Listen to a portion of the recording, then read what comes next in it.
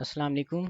हम movies and dual approach sentiment analysis वाले project के ऊपर काम कर रहे थे और ये इस पूरी की पूरी प्लेलिस्ट की हमारी सेकंड वीडियो है आई थिंक। और इसके अंदर हमने जो रिक्वायरमेंट फुलफ़िल करनी है वो है डेटा प्री प्रोसेसिंग। सबसे पहले डेटा प्री प्रोसेसिंग आपके पास क्या होती है? प्री प्रोसेस का मतलब होता है कि कोई भी चीज़ आपके पास आ जाती है उसको आपने क्लीन करना है। ठीक है, क्लीन किस तरीके से करना है इसके कुछ स्टेप्स वगैरह होते हैं। हमारे जो यहाँ पे प्रोजेक्ट के अंदर स्टेप्स लिखे हुए हैं उसमें हमने रिमूव करना है HTML टैग्स को। अगर हम यहाँ पे अपने डेटा सेट के ऊपर देखें, जिस तरह हमारे पास ये डेटा सेट है तो इसमें HTML के टैग्स वगैरह यहाँ पे यूज़ हुए पड़े हैं। किस तरीके से यूज़ हुए पड़े हैं? जिस तरीके से ये आपके पास आ गया, ये BR टैग आपके पास आ गया। ठीक है, ये न्यू लाइन के लिए यूज़ होता है HTML के अंदर। इसी तरह हर एक अपना कमेंट के अंदर कोई ना कोई टैग्स वगैरह यूज़ हुए पड़े हैं, हमने उनको रिमूव करना है। ठीक है, यानी प्री प्रोसेस करना है। पंक्चुएशंस वगैरह है उनको हमने रिमूव करना है। पंक्चुएशन को रिमूव किस लिए करना है? क्योंकि हमने फर्स्ट फॉर्म के अंदर वर्ब की फर्स्ट फॉर्म के अंदर चीज़ें लेके आनी होती हैं प्री प्रोसेसिंग के अंदर। स्पेशल करेक्टर्स वगैरह हैं वो भी हमने रिमूव करने हैं। स्पेशल करेक्टर्स आपके पास क्या हैं? जिस तरह ये कॉमा है, ठीक है। इसके बाद आपके पास ये ब्रैकेट्स वगैरह हैं, ये भी आपके पास स्पेशल करेक्टर्स वगैरह आ जाते हैं। इसी तरह प्लस माइनस कोई भी साइन, या ये देखें ये 3 दफ़ा डॉट्स लगे हुए हैं, ये भी आपके पास स्पेशल करेक्टर्स हैं। या फिर ये स्टेरिक वगैरह यहाँ पे आ जाते हैं, ये भी आपके पास क्या है? Special characters. इनको हमने रिमूव करना है। ये एक्सक्लेमेशन मार्क आपके पास है, इनको हमने रिमूव करना है। ठीक है, इसके बाद और प्री प्रोसेसिंग के स्टेप्स क्या हैं? फिर हमने टोकनाइज करना है रिव्यूज़ को वर्ड्स के अंदर।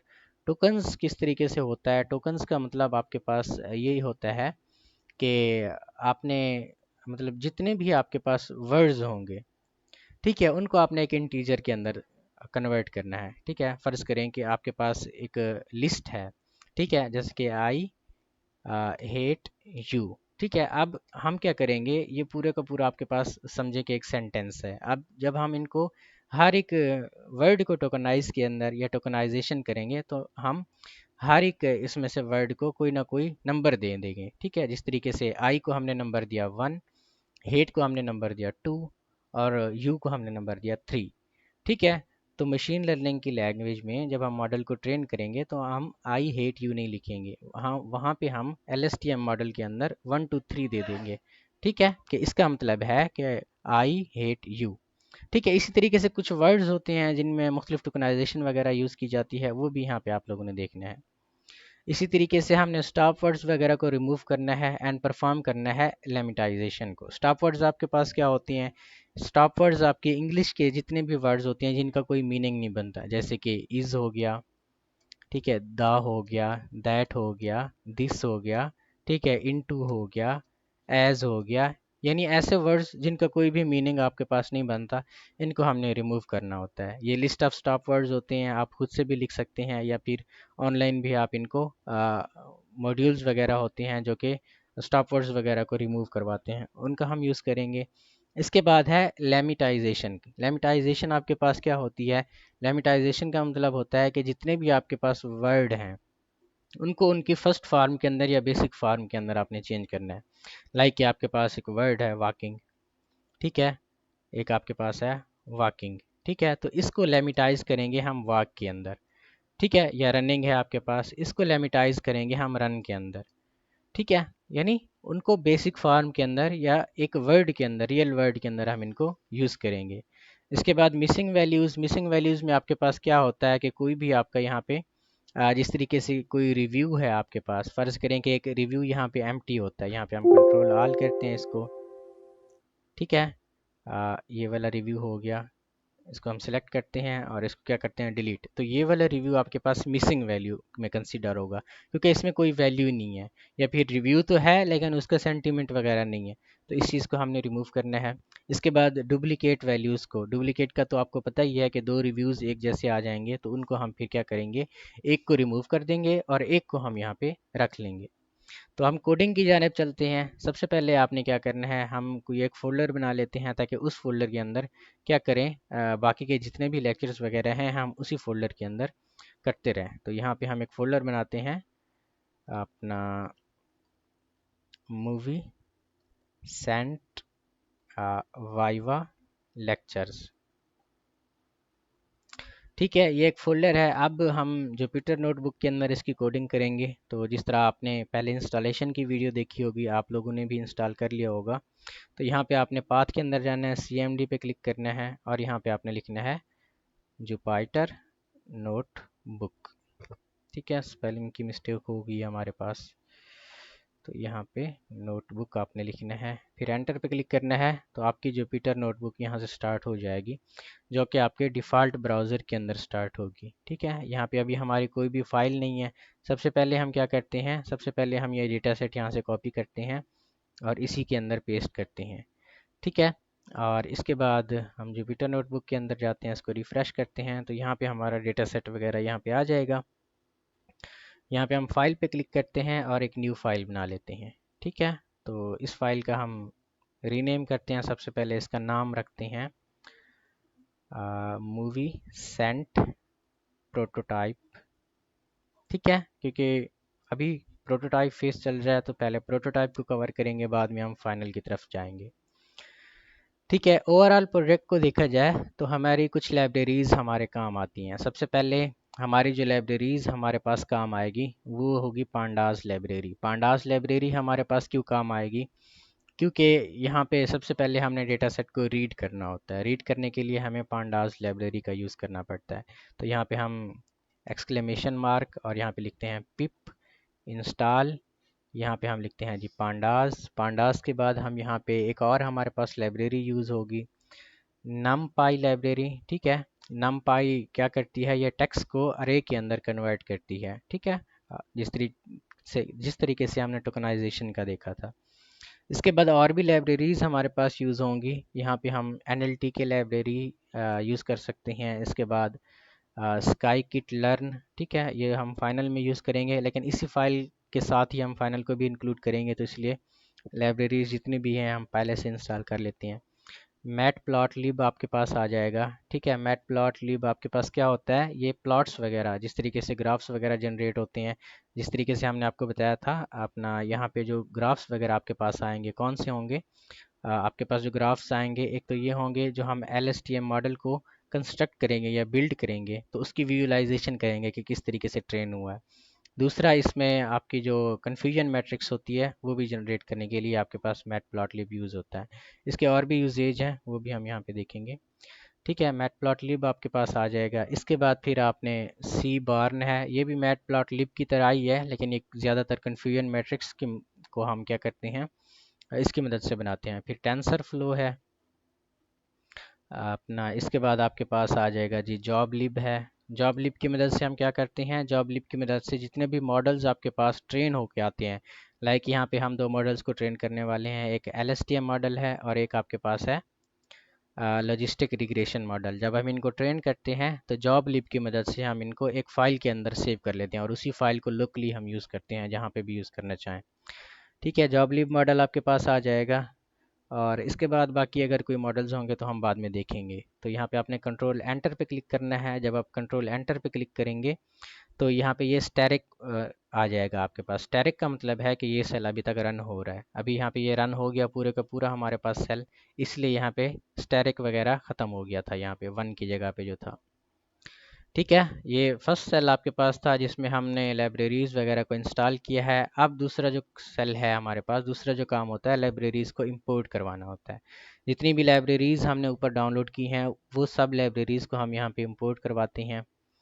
ठीक है, सबसे पहले हमने पांडास लाइब्रेरीज़ को डाउनलोड किया है, तो हम import pandas S P D हमने यहाँ पे क्यों लिखा है, एस हमने इसलिए लिखा है क्योंकि हमने क्या कराया हुआ है, हमने एक अपना नेम दिया हुआ है पांडा लाइब्रेरी को।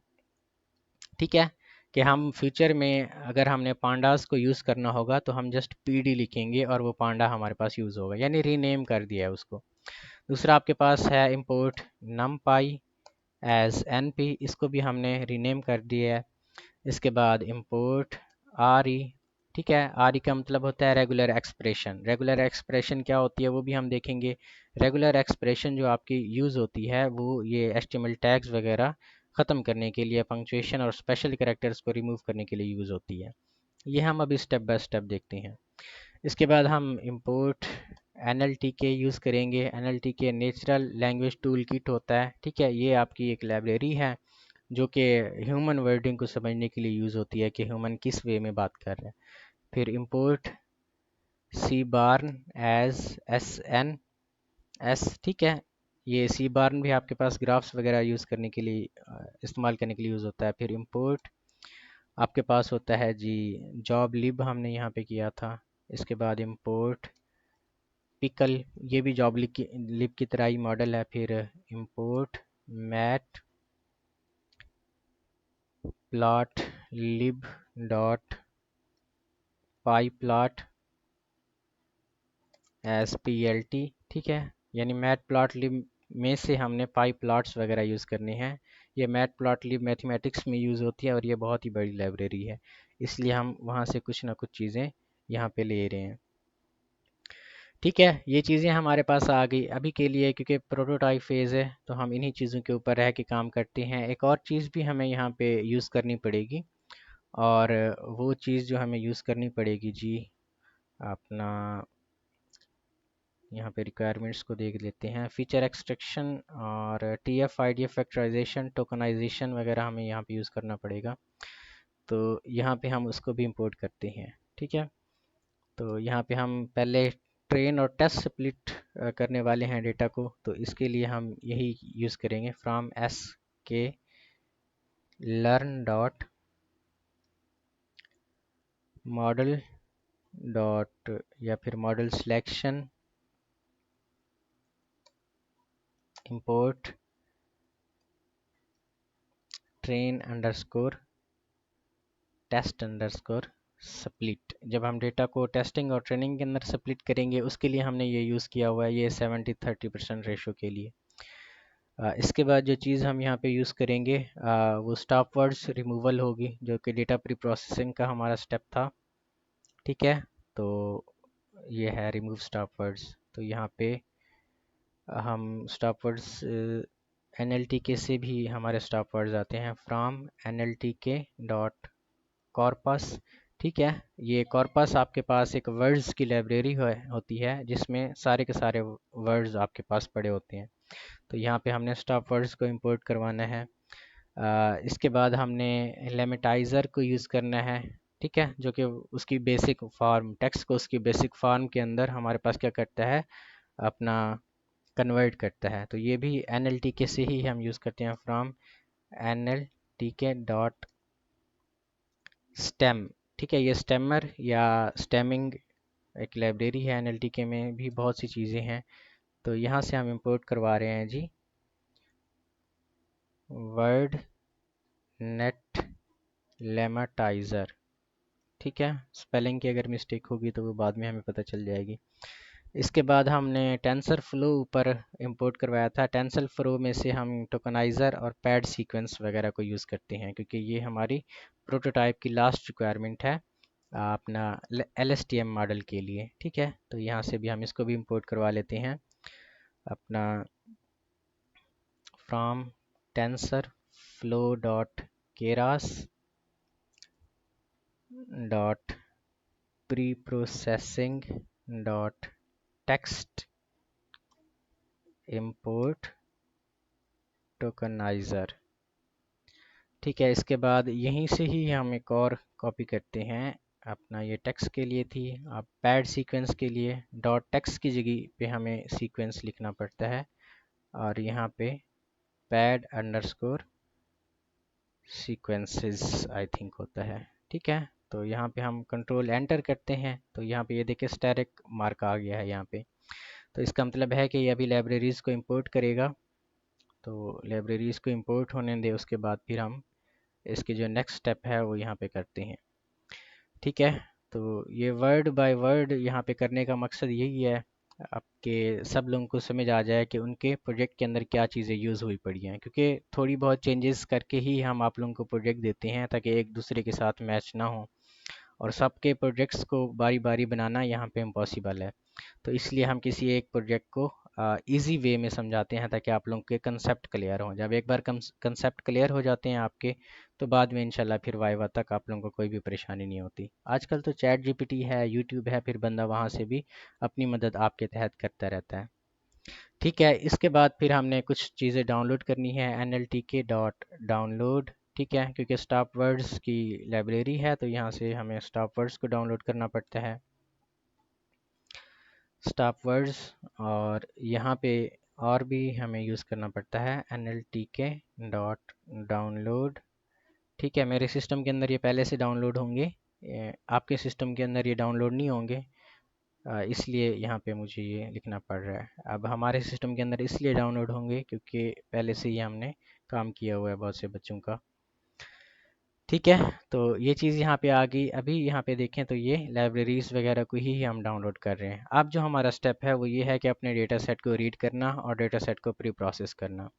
आपने जुपिटर नोटबुक वाली वीडियो के अंदर भी देखा होगा कि हमने डेटा सेट को किस तरीके से रीड किया था, वैसे ही यहाँ पे हम डेटा सेट को रीड करते हैं। D F is equal to, D F हमारा होता है डेटा फ्रेम। डेटा फ्रेम आपके पास क्या होता है, जिस तरीके से हम ये कॉलम्स वगैरह हैं, रोज़ और कॉलम्स, ये आपका एक डेटा फ्रेम है। ठीक है, तो इसी डेटा फ्रेम को हम यहाँ पे यूज़ करने वाले हैं। D F is equal to P D. P D आपका क्या आ जाएगा यहाँ पे, पांडास लाइब्रेरी। ठीक है, import pandas as P D हमने यहाँ पे किया हुआ है।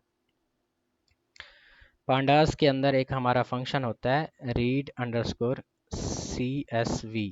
तो ये CSV फाइल्स को रीड करता है। अब यहाँ पे हमने डेटा सेट का पाथ देना है। हमारा जो डेटा सेट है वो इसी फोल्डर के अंदर है। इसको देख कैसे सकते हैं, यहाँ पे जाएंगे, यहाँ पे रिफ़्रेश करेंगे अगर, तो यहाँ पे राइट क्लिक करेंगे, कॉपी पाथ पे क्लिक करेंगे, तो यहाँ पे आपका डेटा सेट आ जाएगा। अब इस डेटा सेट को आपने क्या करना है, देखना है। तो किस तरीके से देखेंगे, उसके लिए एक डेटा सेट का हेड फंक्शन होता है। हेड का यहाँ पे मतलब है कि टॉप 5 रोज़ जो आपके डेटा सेट की हैं वो यहाँ पे आपको विजिबल होके आ जाए। तो हम यहाँ पे डेटा सेट को अगर ओपन करें तो फर्स्ट 5 रोज़ आपकी जो बनेंगी वो कौन सी बनेंगी, वो यहाँ पे रोज़ ये वाली और यहाँ तक आई थिंक आएगी, आई थॉट तक।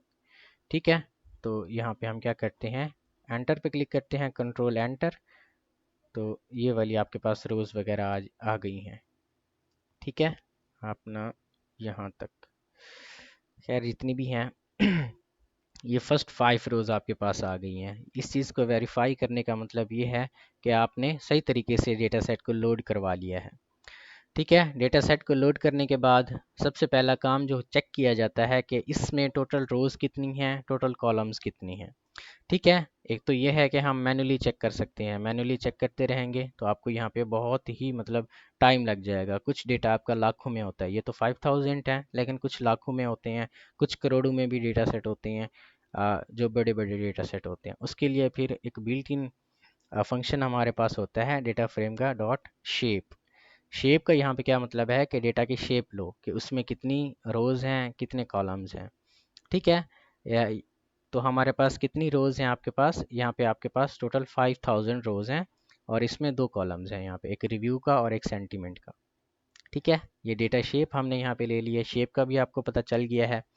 इसके बाद जो चीज़ हमने करनी है, सबसे पहले हम चेक करते हैं कि इसमें कॉलम्स कौन कौन से हैं। अभी यहाँ पे हमें मैनुअली तो पता चल रहा है कि कॉलम्स कौन कौन से हैं, कि ढेरों कॉलम्स होते हैं किसी डेटा सेट के अंदर। ठीक है, तो ये एक अच्छा कंसेप्ट है कि आपको समझ आ जाएगा। ठीक है, तो इसके लिए डेटा फ्रेम डॉट, यहाँ पे हमें लिखना पड़ता है कॉलम्स डॉट टू लिस्ट। ठीक है, टू लिस्ट का क्या मतलब होता है कि जितने भी कॉलम्स आपके पास हैं, ठीक है, ये ऊपर वाला जो रोज़ आपके पास है, ठीक है, तो इनको आपने क्या करना है, लिस्ट के अंदर कन्वर्ट करके हमें दिखाना है। ठीक है, तो ये दो ही हैं हमारे पास, एक रिव्यू और एक सेंटीमेंट का आपके पास कॉलम है।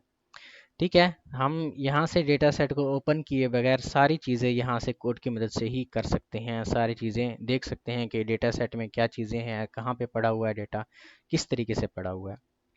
ठीक है, अब हमें काउंट करनी है वैल्यूज़ को। यहाँ पे हम देखते हैं कि पॉजिटिव वैल्यूज़ कितनी हैं, नेगेटिव वैल्यूज़ कितनी हैं, और अगर टोटल अपना कोई नेचुरल वैल्यू है, ठीक है, सेंटीमेंट का लेबल नेचुरल है, रिव्यू का लेबल, तो वो कितनी है। तो उसके लिए यहाँ पे हम क्या कर सकते हैं, उसके लिए भी हम यहाँ पे कोड लिख सकते हैं। उसको किस तरीके से चेक किया जाता है, उसके लिए हम यहाँ पे डेटा फ्रेम, और डेटा फ्रेम के अंदर क्या चीज़ पास करेंगे, यहाँ पे हम पास करेंगे जी सेंटीमेंट का जो आपके पास कॉलम है, यहाँ से हम सेंटीमेंट को कॉपी करते हैं और सिंगल कोट्स के अंदर यहाँ पे दिया जाता है सारा काम। ठीक है, और यहाँ पे फिर आपने चेक करना होता है वैल्यू काउंट्स। ठीक है, तो यहाँ पे वैल्यू अंडरस्कोर काउंट्स का एक फंक्शन आपके पास होता है। जब आप इसको क्लिक करेंगे, ठीक है, तो यहाँ पे आपकी वैल्यू काउंट होके आ जाएंगी।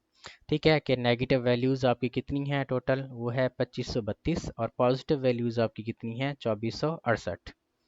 ठीक है, ये उसकी आउटपुट आपके पास आ गई। इसी तरीके से हम इनको अपना ग्राफ के अंदर भी चेंज कर सकते हैं। जो ऊपर हमने एक सी बॉर्न लाइब्रेरी को यूज़ किया था और उसको इंपोर्ट करवाया था। फ़र्ज़ करें कि हम इन्हीं सेंटीमेंट के जो लेबल्स हैं इसको ग्राफ्स के अंदर यूज़ करते हैं, तो किस तरीके से करेंगे। तो हम इंपोर्ट जो करवाई है SNS डॉट, यहाँ पे काउंट प्लाट आपके पास एक होता है। ठीक है, इसके अंदर फिर आपने क्या चीज़ यूज़ करनी है, यहाँ पे हमने सेंटीमेंट को यूज़ करना है। ठीक है, सिंगल क्यूट्स के साथ आपने यहाँ पे लेना है। तो एक्स एक्सिस के अंदर हम सेंटीमेंट का लेबल लेते हैं, तो यहाँ पे आपने लिखना है जी एक्स इज इक्वल टू, और यहाँ पे ये सेंटीमेंट आपके पास आ जाएगा। इसके बाद जो डेटा आपके पास है, data is equal to DF। ठीक है, ओवरऑल आपका जो डेटा फ्रेम है वो यहाँ पे आपके पास आ जाएगा। ठीक है, तो इसमें हमें ग्राफ की मदद से भी पता चल गया है कि टोटल कितनी वैल्यूज़ हैं पॉजिटिव की और नेगेटिव की। अब यहाँ पे देखें, पॉजिटिव वैल्यूज़ यहाँ पे आ रही हैं, नेगेटिव वैल्यूज़ 2500 तक या 2500 से थोड़ा ऊपर जा रही हैं। तो पॉजिटिव वैल्यूज़ यहाँ पे देखें 2500 से नीचे हैं, तो यहाँ पे भी 2500 से नीचे थी, और नेगेटिव 2500 से ऊपर थी। ठीक है, इसी तरीके से और भी काम यहाँ पे आप बहुत ज़्यादा कर सकते हैं डेटा सेट के ऊपर। जिस तरीके से हमारे पास था डेटा प्री प्रोसेसिंग की तरफ हम आते हैं, क्योंकि हमने यही कुछ समझने के लिए यूज़ किया था। सबसे पहले हम मिसिंग वैल्यूज़ और डुप्लीकेट्स वगैरह को यहाँ पे चेक कर लेते हैं कि डुप्लीकेट्स वगैरह हमारे पास कितनी हैं। ठीक है, सबसे पहले हम चेक करते हैं कि डुप्लीकेट वैल्यूज़ हमारे पास कितनी हैं। तो इसके लिए डेटा फ्रेम डॉट हमारे पास एक फंक्शन होता है डुप्लीकेटेड का। ठीक है, डुप्लीकेटेड और डॉट सम। पहले चेक करते हैं कि कितनी टोटल डुप्लीकेट वैल्यूज़ हैं। तो हमारे पास 3 टोटल डुप्लीकेट वैल्यूज़ हैं। अब पहले हमें चेक करना होता है डुप्लीकेट वैल्यूज़ को, फिर उसके बाद हमने क्या करना होता है, फिर उसके बाद हमने इन डुप्लीकेट वैल्यूज़ को अपना रिमूव करना होता है। ठीक है, तो यहाँ पे हमने ड्रॉप करना होता है डुप्लीकेट वैल्यूज़ को। डेटा फ्रेम में से हम क्या करते हैं, जिस तरह ऊपर डुप्लीकेटेड वैल्यूज़ को हमने देखा था, इसी तरह डुप्लीकेट वैल्यूज़ को ड्रॉप करने के लिए भी हमारे पास क्या होता है, DF इज इक्वल टू, यहाँ पे हमें लिखना पड़ता है DF dot drop underscore duplicates, I think ये होता है। ठीक है, तो ये जो हमारी सारी की सारी वैल्यूज़ हैं डुप्लीकेट्स वैल्यूज़, वो हमारी ड्रॉप होके आ जाती हैं। अब इस चीज़ को कैसे चेक करना है कि वाकई में हमारी वो डुप्लीकेट्स ड्रॉप हो गई हैं। तो इसके लिए सबसे पहले क्या करें आप, या तो यहाँ इसके दो तरीके हैं। पहला तरीका ये है कि इसमें आप क्या करें, दोबारा से डुप्लीकेट्स को चेक करें। आप देखें डुप्लीकेट्स आपकी नहीं है। अगर डुप्लीकेट्स को चेक नहीं करना चाहते, तो यहाँ पे जो शेप हमने ऊपर यूज़ किया था, तो इसको आप क्या कर लें, शेप फंक्शन यूज़ करें इसका। ऊपर हमारी जो शेप थी उसमें हमारे पास 5000 थे रिव्यूज़ वगैरह। अब 3 डुप्लीकेट वैल्यूज़ को हमने यहाँ पे क्योंकि रिमूव कराया हुआ है, तो इन डुप्लीकेट वैल्यूज़ को रिमूव कराने के बाद हमारे पास 3 वैल्यूज़ कम होकर यहाँ पे आ गई हैं। इसी तरह हमारे पास एक और स्टेप भी होता है डुप्लीकेट्स के बाद, कि नल वैल्यूज़ या मिसिंग वैल्यूज़ को हमने चेक करना होता है। नल और मिसिंग वैल्यूज़ दोनों सेम ही होती हैं, जिस तरह हमने ऊपर डुप्लीकेट्स को चेक किया था। ठीक है, ये वाला चीज़ यहाँ पे जैसे चेक की थी, इसी को हम कॉपी करते हैं, यहाँ पे डुप्लीकेट्स की जगह इज़ अंडरस्कोर नल लिख देते हैं। ठीक है, तो पहले नल वैल्यूज़ का हम देखते हैं कि सम कितना है। तो यहाँ पे आपके पास एक एरर आ रहा है कि डेटा फ्रेम में इज़ अंडरस्कोर नल नहीं है। तो यहाँ पे इज़ अंडरस्कोर नल नहीं था, बल्कि इज़ नल होता है। ठीक है, तो रिव्यूज़ के अंदर भी नल हमारे पास कोई नहीं है, सेंटीमेंट के अंदर भी नल कोई नहीं है। तो नल वैल्यूज़ को अगर वैसे हम ड्रॉप करवाना चाहें, तो वो भी ड्रॉप वैसे ही किया जाता है, जैसे कि DF is equal to DF dot drop NA। ठीक है, ड्रॉप NA का मतलब है कि नल वैल्यूज़ को आपने ड्रॉप करवाना है। इसको कंट्रोल एंटर करेंगे तो ये सेल आपका रन होगा दोबारा से। DF डॉट शेप आप एंटर करेंगे, नल वैल्यूज़ हमारी थी कोई नहीं, इसलिए यहाँ पे हमारे पास कोई भी वैल्यू नहीं आई या फिर कट होके नहीं आई। तीसरा हमारे पास जो स्टेप था इसका, या जो चीज़ हमने चेक करनी थी, वो ये चीज़ चेक करनी थी कि किस तरीके से हम क्या कर सकते हैं, क्लीन कर सकते हैं अपने डेटा को। सबसे पहले तो हमने HTML पंक्चुएशन मार्क वगैरह यहाँ से डिलीट करने थे, यानी रिमूव करना था HTML टैग्स को, पंक्चुएशन को और स्पेशल कैरेक्टर्स वगैरह को। ठीक है, तो इस चीज़ को चेक करने से पहले हम क्या कर लेते हैं, रिव्यूज़ वाला जो सेक्शन है वो यहाँ पे हम ओपन कर लेते हैं। तो यहाँ पे DF और हमारे पास यहाँ पे आ जाएगा जी रिव्यू। ठीक है, यहाँ पे ये आ जाएगा। और रिव्यू में से हम क्या करते हैं, जो पहली 5 वैल्यूज़ हैं यहाँ पे हम प्रिंट करवा लेते हैं। ठीक है, तो ये पहली 5 वैल्यूज़ आपके पास प्रिंट होकर आ गई हैं। यहाँ पे अगर देखें तो ये BR टैग आपके पास यूज़ हो रहा है। यहाँ पे ये देखें तो ये सेपरेटेड कॉमास वगैरह यहाँ पे यूज़ हो रही हैं। ठीक है, इन चीज़ों को अभी हमने रिमूव करना है। रिमूव करने के लिए किस तरीके से यूज़ करते हैं, अब यहाँ पे देखें हमने 3 चीज़ें इकट्ठी करनी है। हम एक एक करके भी कर सकते हैं, तीनों चीज़ों को इकट्ठे से भी कर सकते हैं, वो हमारे लिए इजी रहेगा। तो यहाँ पे पाइथन के अंदर हम फंक्शंस में काम करते हैं, तो यहाँ पे हमें एक फ़ंक्शन बनाना पड़ेगा।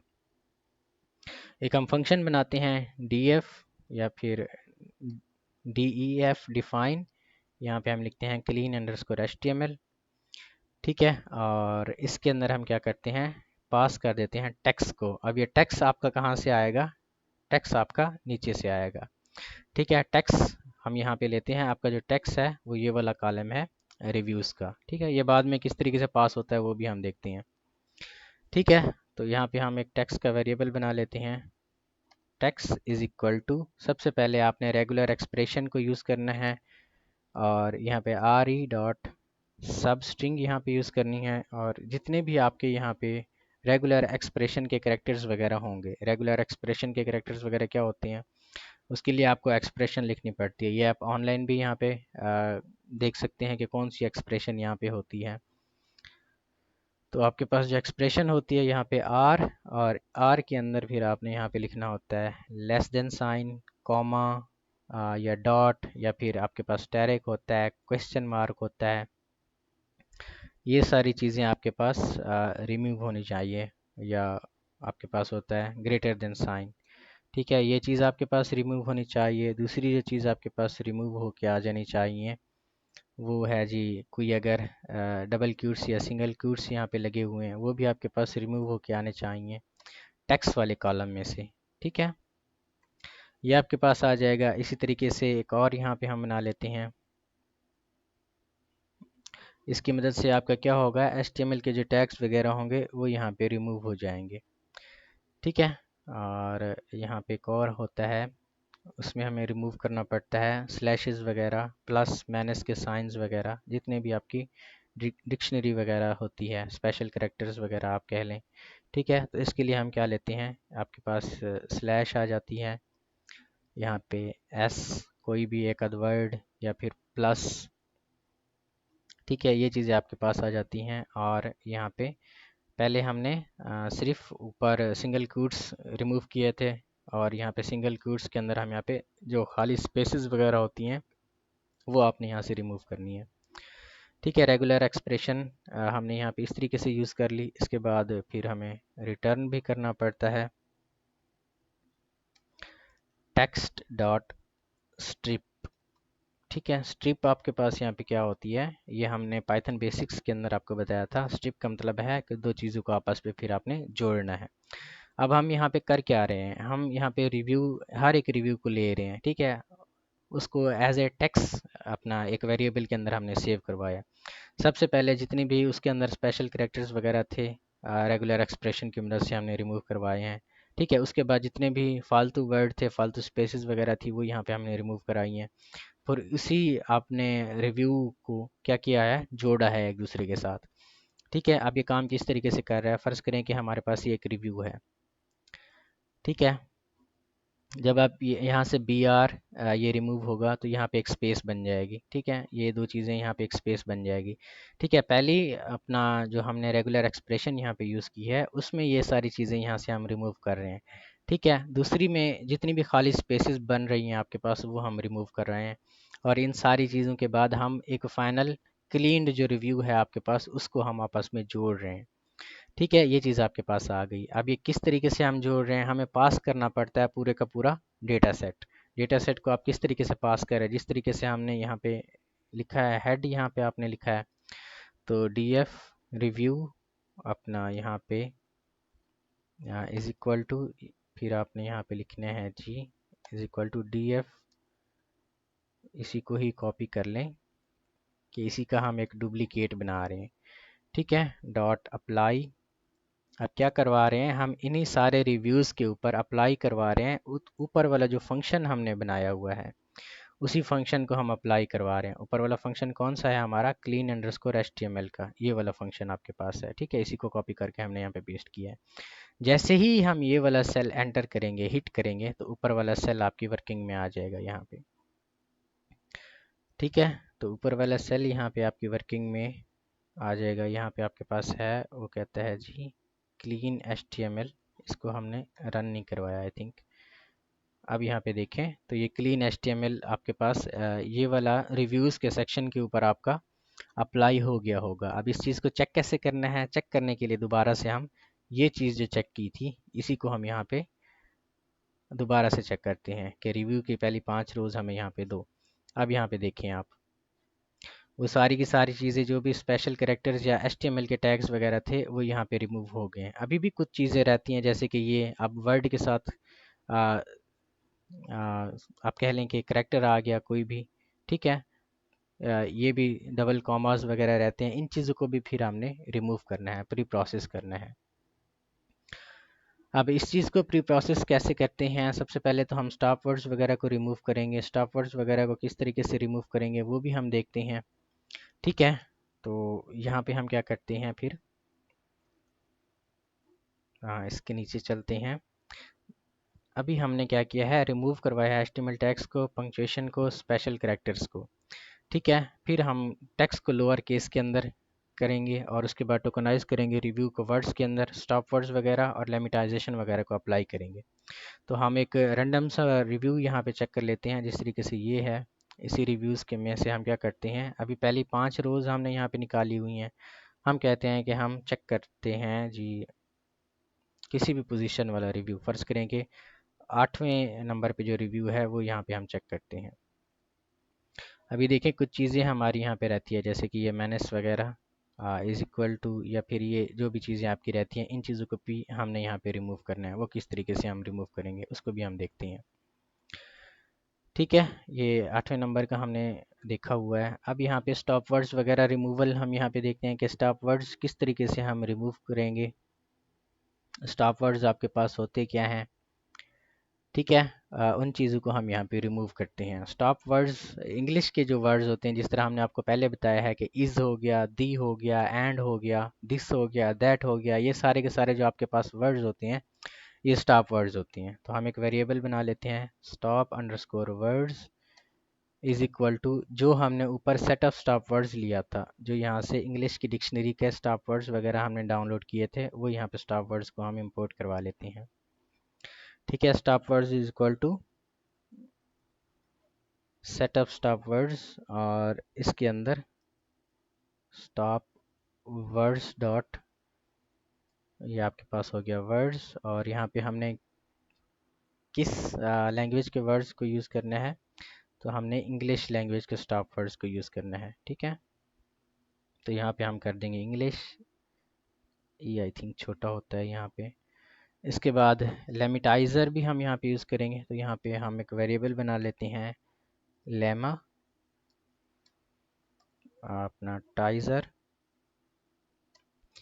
इज़ इक्वल टू, ऊपर जो हमने लेमेटाइज़र अपना यहाँ पे इंपोर्ट करवाया था या डाउनलोड किया था वर्ड नेट, और यहाँ पे इंपोर्ट करवाया था लेमेटाइज़र, कहाँ पे गया है यार, ये वाला। तो यहाँ से इसी को हम ले लेंगे। ठीक है, तो ये लेमेटाइज़र या वर्ड नेट लेमेटाइज़र आपके पास होता है एज ए फंक्शन। इसको फिर आपने रन करवाना है। अब यहाँ पे आगे का काम क्या है, स्टॉप वर्ड्स सबसे पहले हम प्रिंट करवा लेते हैं वैसे स्टॉप वर्ड्स को। ये इस तरीके से हमें लिखने। ठीक है, कि स्टॉप वर्ड्स आपके पास होते क्या हैं, तो यहाँ पे ये देखिए ये वाले स्टॉप वर्ड्स होती हैं, ए हो गया, अबाउट हो गया, after, again, against, in, all, am, an, and, या जितने भी आपके पास इंग्लिश के स्टॉप वर्ड्स वगैरह हैं वो सारे के सारे यहाँ पे आ गई हैं। इन्हीं वर्ड्स को हमने इन कमेंट्स के अंदर से रिमूव करना है, जैसे कि ये दिस हो गया, दी हो गया, आई हो गया, वाज हो गया, ठीक है, टू हो गया। तो इन चीज़ों को हम यहाँ पे आप देखते हैं कि किस तरीके से रिमूव करना है। ठीक है, तो यहाँ पे सारे के सारे जितने भी स्टॉप वर्ड्स हमारे पास थे वो यहाँ पे हम रिमूव करेंगे, प्री प्रोसेस करेंगे, और इसके बाद जितने भी आपके पास टेक्स्ट था, टेक्स्ट में से स्पेशल कैरेक्टर्स थे उनको भी हम रिमूव करेंगे। और इसके बाद एक और चीज़ भी हम करेंगे, वो ये होगी कि टेक्स्ट को लोअर केसेस के अंदर कन्वर्ट करेंगे। अब जिस तरीके से ऊपर हमने एक फंक्शन बनाया है HTML टैग को रिमूव करने के लिए, यहाँ पे भी हम एक फंक्शन बनाएंगे। इसका हम नाम रखते हैं प्री प्रोसेस अंडरस्कोर टेक्स्ट, और इसके अंदर टेक्स्ट को पास करते हैं। अभी आपको पता चल गया होगा कि टेक्स्ट को हम किस लिए पास कर रहे हैं, क्योंकि हम नीचे एक वेरिएबल बनाएंगे टेक्स्ट। ठीक है, वैसे यहाँ पे हम गलत कर रहे हैं। जब भी हम कोई फंक्शन बनाते हैं तो हम उसको रिटर्न ज़रूर करते हैं। ठीक है, तो अभी के लिए यहाँ पे जस्ट रिटर्न ही लिख देते हैं। तो इसके अंदर हम क्या कर लेते हैं, एक टेक्स्ट का वेरिएबल बना लेते हैं, text is equal to text dot lower.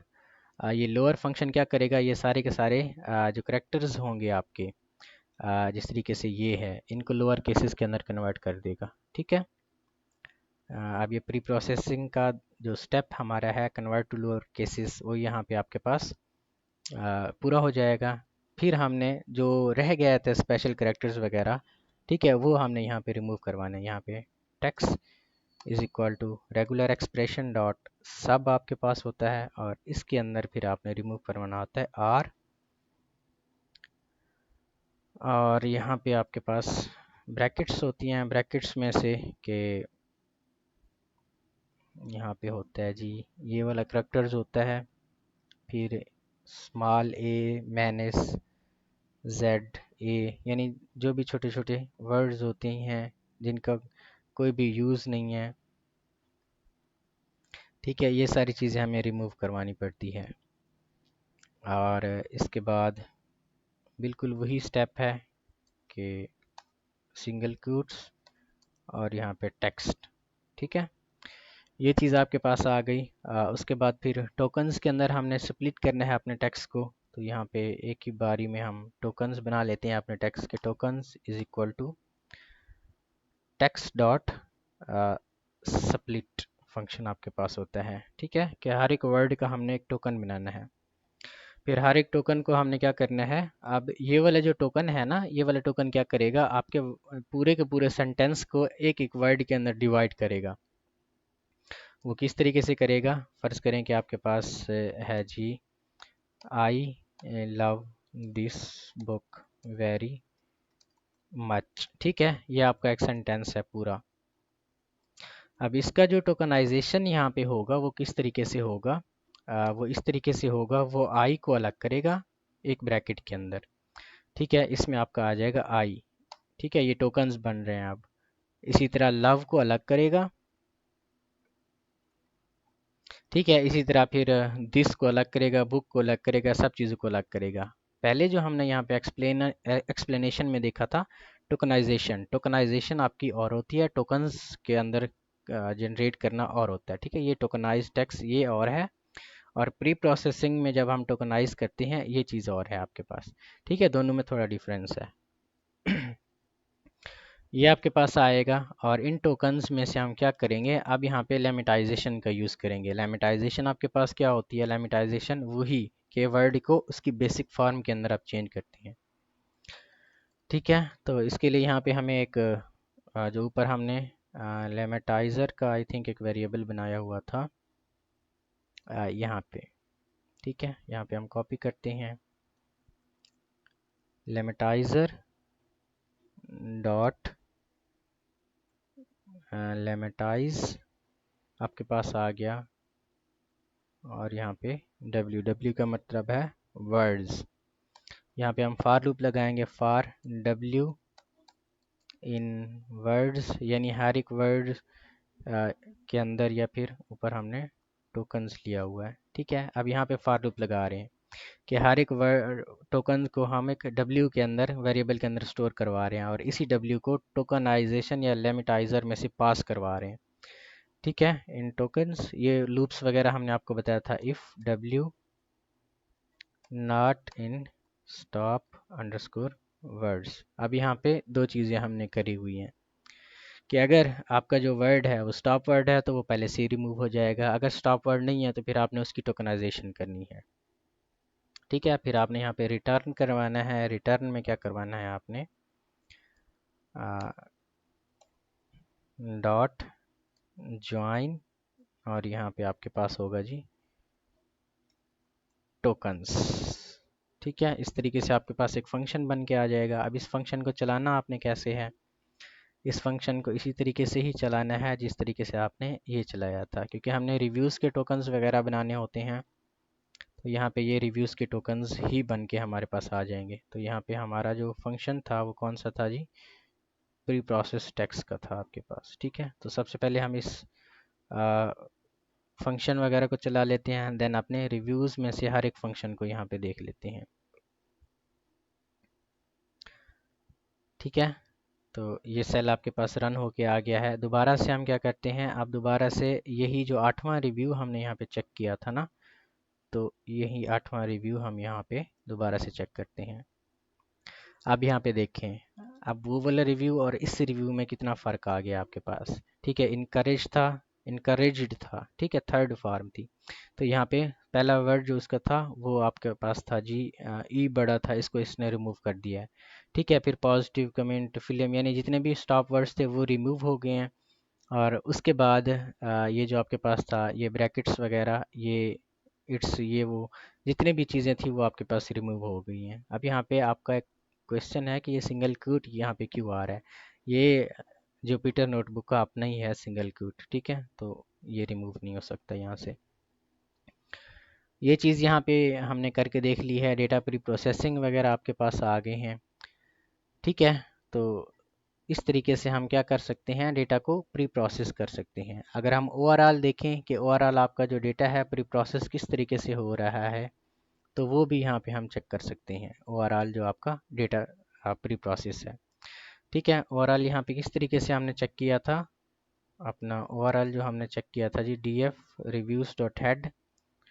तो यहाँ पे भी हम D F reviews dot head में चेक करते हैं। ठीक है, तो ऊपर वाले में और नीचे वाले में कितना आपके पास फ़र्क यहाँ पे आ गया है, वो यहाँ पे आप देख सकते हैं। ठीक है जी, तो ये चीज़ें आपके पास आ गई। आप यहाँ पे चाहते हैं कि थर्ड कॉलम आपके पास बने, तो यहाँ पे आप इसको इस तरीके से भी चेंज कर सकते हैं। डी एफ रिव्यू को यहाँ पे आप अलग से एक कॉलम बना लें, क्लीन रिव्यू का। ठीक है, जब आप क्लीन रिव्यू करेंगे तो ये एक अलग से कॉलम आपके पास डेटा फ्रेम के अंदर बन के आ जाएगा, डी एफ क्लीन रिव्यू। और यहाँ पे आप जब आप क्लीन रिव्यू चेक करेंगे तो ये क्लीन रिव्यू आपके पास आएंगे। यहाँ पे अगर आप चेक करेंगे अभी, तो यहाँ पे भी आपको क्लीन अंडरस्कोर रिव्यू लिखना पड़ेगा। तो ये क्लीन रिव्यू के एक वेरिएबल के अंदर, यानी अलग डेटा फ्रेम के अंदर आपका ये क्लीन रिव्यू वगैरह भी यहाँ पे आ जाएंगे। ठीक है, तो यहाँ तक आपकी डेटा प्री प्रोसेसिंग वगैरह आपके पास हो गई है। आज की वीडियो वैसे थोड़ी लंबी हो गई है, तो हम इस वीडियो को यहाँ तक ही एंड करते हैं, क्योंकि थर्ड हमारी जो रिक्वायरमेंट थी वो यहाँ पे कंप्लीट हो गई है। ठीक है जी।